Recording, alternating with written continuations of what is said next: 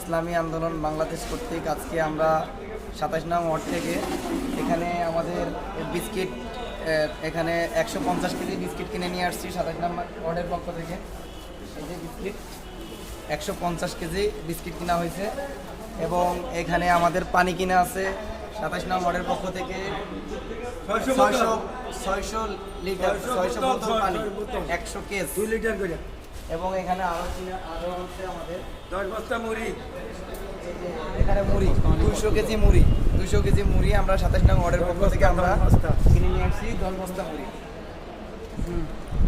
আলহামদুলিল্লাহ আমরা আমাদের কাজ চলমান এবং এখানে এই যে চিরা আছে, আমাদের এখানে চিরা আছে এবং গুড় আর মিঠাই আছে এখানে।